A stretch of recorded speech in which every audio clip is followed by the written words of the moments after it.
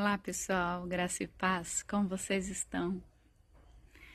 Sabe, onde Jesus passava, ele levava alegria.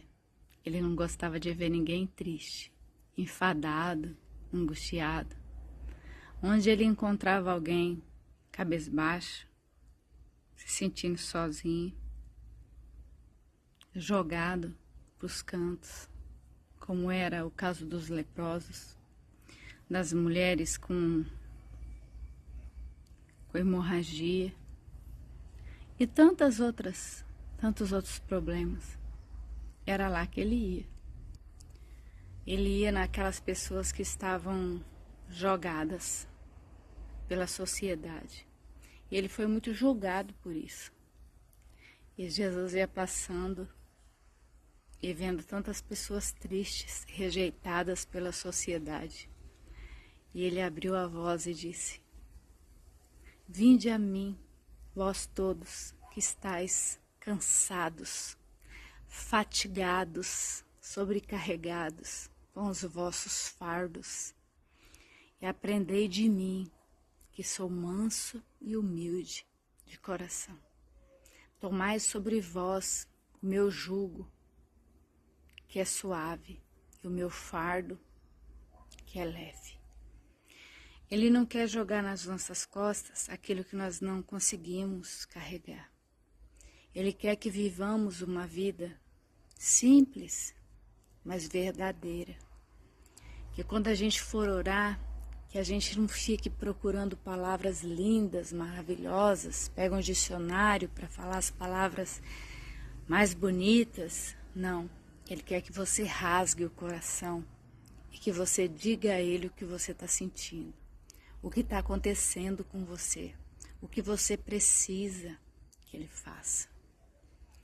Quando ele chegou no tanque de Betesda, lá estava um aleijado. Há 38 anos esse homem estava lá sofrendo. E não achava ninguém para ajudá-lo.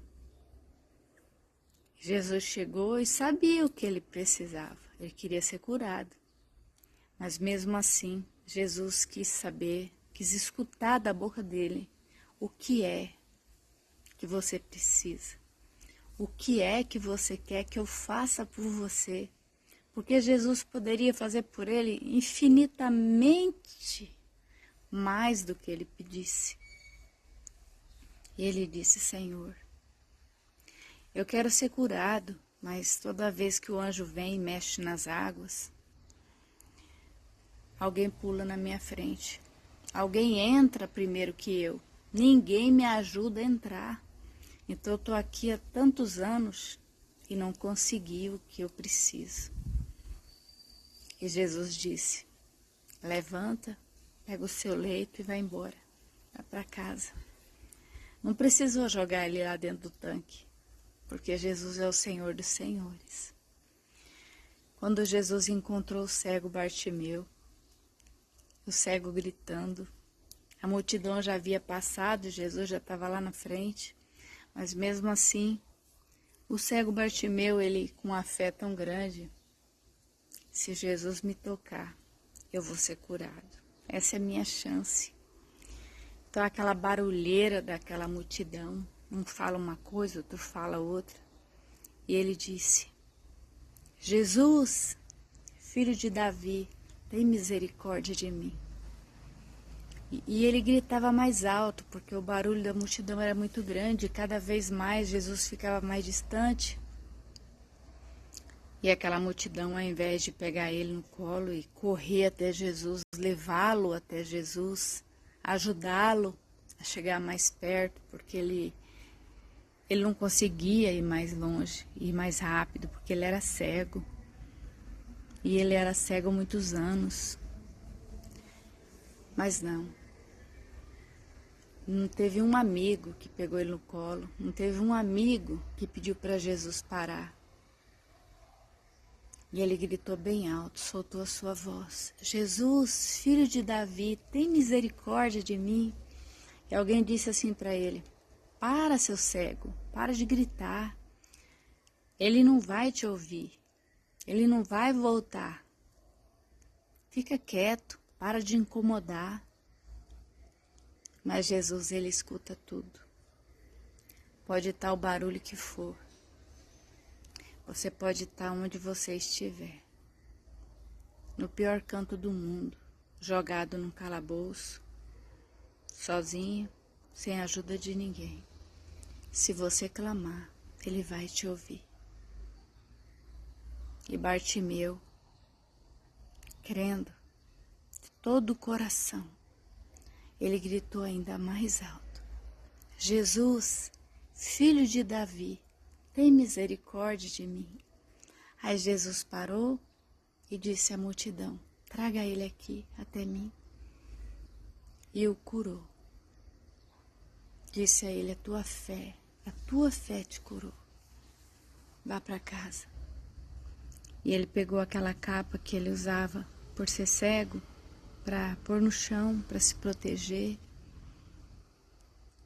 e foi embora para casa. Sabe, ouvindo essas histórias, parecem histórias de quadrinhos, né? Parece que não é verdade. Mas quando você olha para a sua vida e que você vê que você já passou por isso, que quantas vezes você gritou: Jesus, Jesus, tem misericórdia de mim. Jesus, me ajude. Jesus, me mostra uma saída. Jesus, me abre uma porta. Jesus, tem misericórdia de mim. E ele te socorreu. Sabe, a Bíblia diz que nós estamos escrevendo. Nós somos a carta viva dos apóstolos, né? Tudo que eles deixaram escritos, hoje nós estamos escrevendo a continuação dessa carta. O que você tem escrito? É uma continuação de fé, de esperança? Ou você está escrevendo os mesmos capítulos que aquela multidão escreveu? Cala a boca. Não é para você. Ele não vai te ajudar.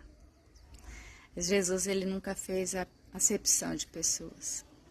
E quanto mais a pessoa era deixada pela sociedade, abandonada pela sociedade, ridicularizada pela sociedade, mais ele abraçava, mais ele chegava perto.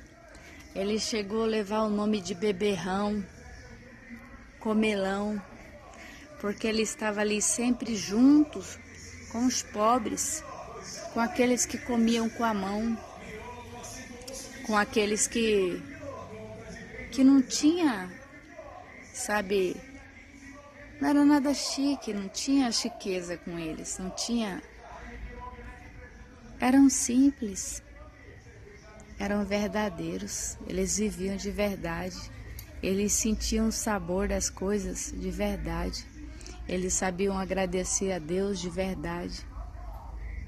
Quando Jesus chegou debaixo da árvore e disse: desce, Zaqueu, porque hoje me convém pousar em sua casa. A multidão não acreditou, ficou louca, porque ali no meio da multidão tinha muitos senhores, muitas pessoas ali com estrelas, com medalhas, sabe? Pessoas importantíssimas. Mas Jesus escolheu, aos olhos da humanidade, um malfeitor.